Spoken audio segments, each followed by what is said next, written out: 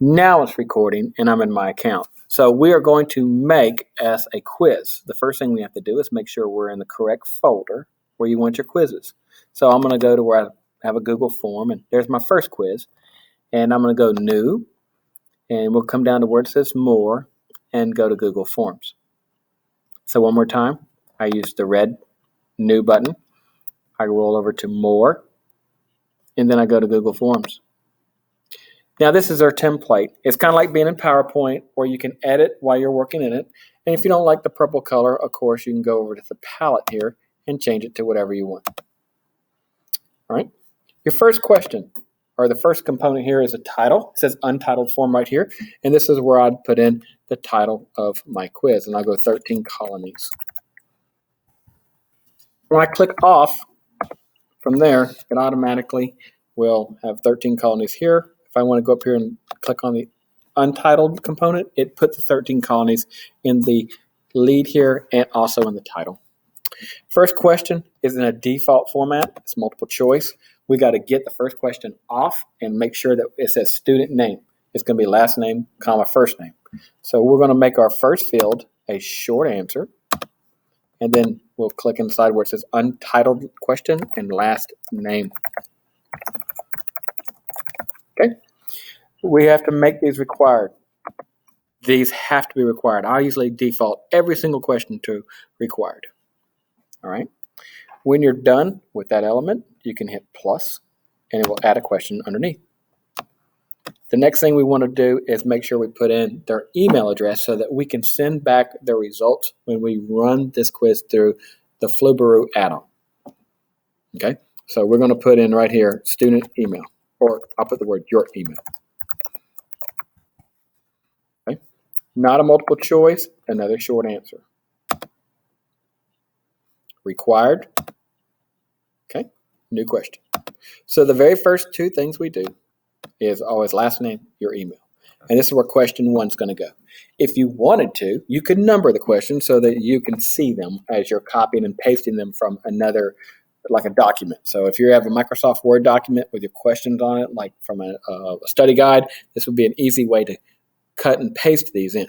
So if we go, what was the first state admitted to the Union, right? And then the answer is Delaware. I hit enter. It gave me basically a B place to put in. So let's say I put in Georgia as a distracting answer in your STEM. And then I'll try North Carolina, or I'll put none of the above. Okay. That's my first question, and I have those question stems in. So that's what the question looks like when you're done with the correct answer and the distractors.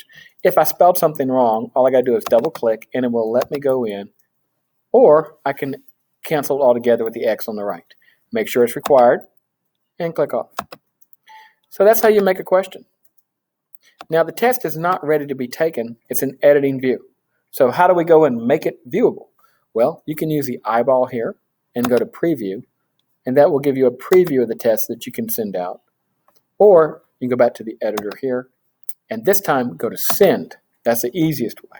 You can get the hyperlink from here, or you can embed this into an existing website. A lot of people will put this in a website, or they'll put it in their feed in Remind, or in Google Classroom, or Schoology, or Edmodo, whatever they use to send stuff to the kids. So that's how you will do it. All right, there's the link. I like the email way.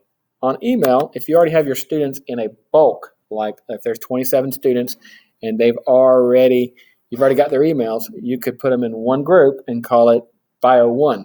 So if you type Bio 1, like first block biology, if I had 22 contacts, it would automatically put them all in. I could send this quiz straight to them, and they get it on whatever device they have their email associated, with. So that's how you do that. I hit send, I get it. So that is how you make a quiz work in here. I'm going to do one thing. If you have Remind, if you're already using Remind, okay, let's say you're not using Google Classroom yet, but you've used Remind. Remind is an outstanding way to get this information out to them.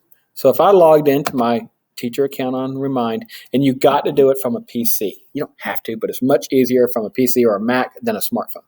So you'd log in as yourself. No pressure on the password here. Oh, first guess is wrong. Second guess, I got it.